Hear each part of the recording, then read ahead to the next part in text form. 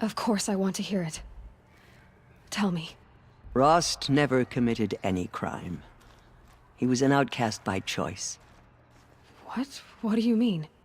Many years ago, before the derangement, before the Red Raids, a band of murderous outlanders, 12 in number, struck without warning. At Mother's Vigil, they took hostages, and then pressed on, headed for Devil's Thirst. Mother's Vigil? Where's that? You would know it as the Forsaken Village, near the Karja border. But at the time, many families lived there. Rost's was one of them. His mate was killed fighting the Outlanders, and his daughter was among those taken hostage. His daughter? What was her name? Alana. She was just 6 years old. Nora Braves couldn't stop 12 Outlanders? Or rescue the hostages? It was quite impossible. We outnumbered them, but every time a Brave came within bowshot, the Outlanders killed a hostage. What did they come here to do? That was never discovered. We couldn't track closely enough to observe them. We know they camped beyond Devil's Thirst for 2 days. There were reports of strange noises. And then, as suddenly as they came, the Outlanders made their way back to the border and disappeared. What happened to Rost's daughter? She was killed?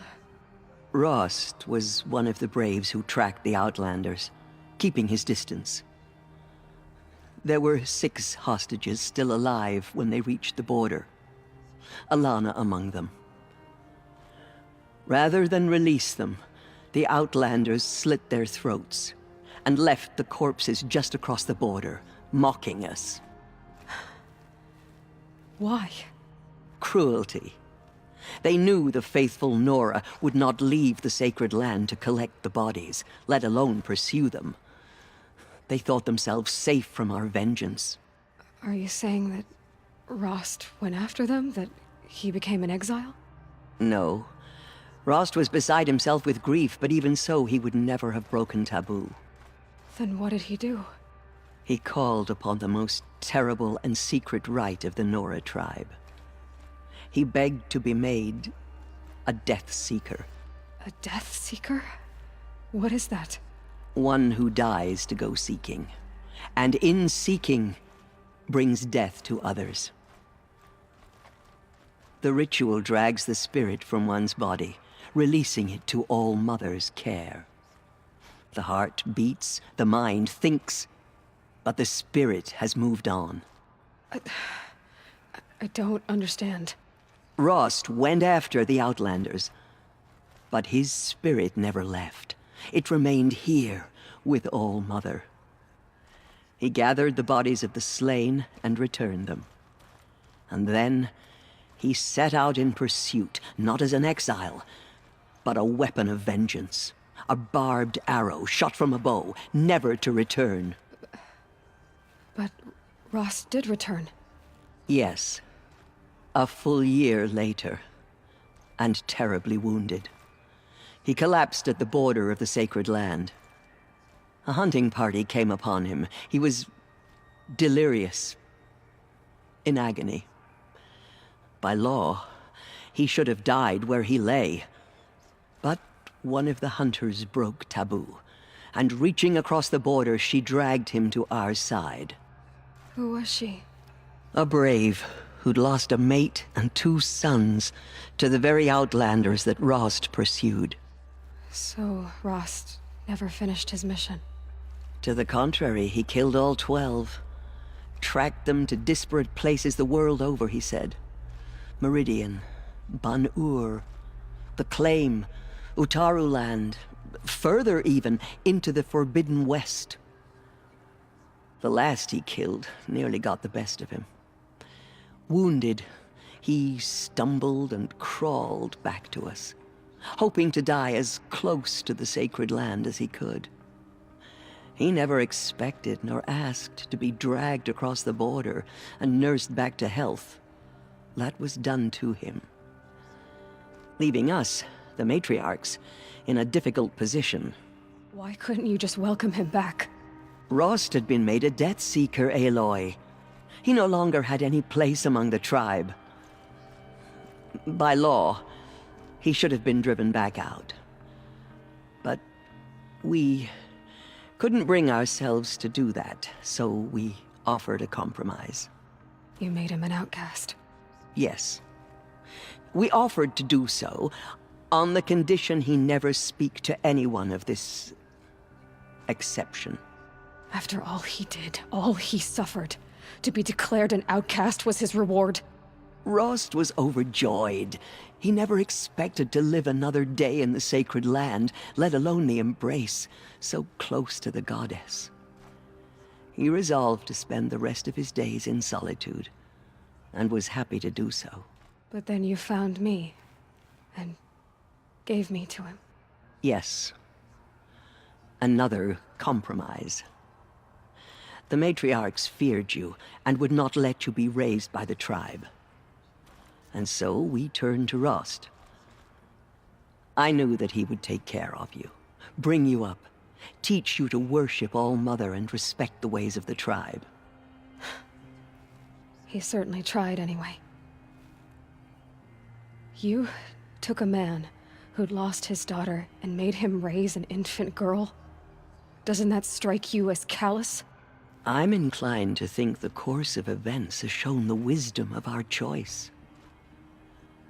And I'm quite certain that from the moment he laid eyes on you, he saw you as a gift, and never a burden. All right, Tirsa, that's quite a story. It's time for me to move on. I thank you for doing what you could to help me through the years, and for telling me Rost's story. I wish I could have done more, but I am just one woman.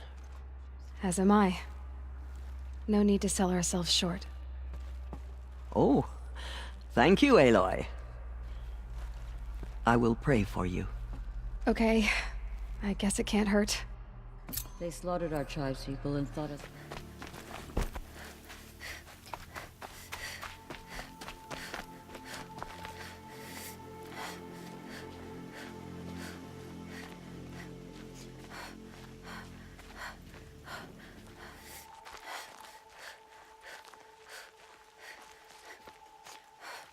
Home. To think he built all this. Alone. So many memories. It's not home anymore. Not without Rost. There's nothing for me here anymore.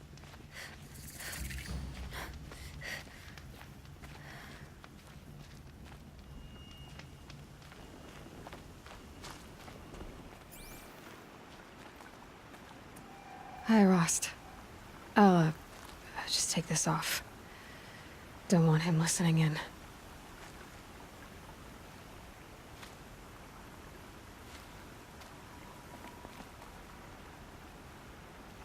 Rost, I can't believe it's taken me so long to visit you. When you said goodbye, I was too quick to let you go. I never really thought it would be the last time I saw you. I was just acting strong. I should have known you'd be watching. At the proving. Looking out for me. There for me when no one else was. Like always. One last time. So, I went inside the mountain. Do you remember the night before the proving? The final lesson you taught me? You said I needed to serve a purpose bigger than myself. Well, it couldn't get much bigger. It's the same purpose that drove Elizabeth and Gaia when they were willing to die for. So yeah, I'll do it. give myself to that. For Elizabeth, and Gaia, and for you. Well, I've got a master override to recover, so I guess I'll be on my way. Until next time, Rost.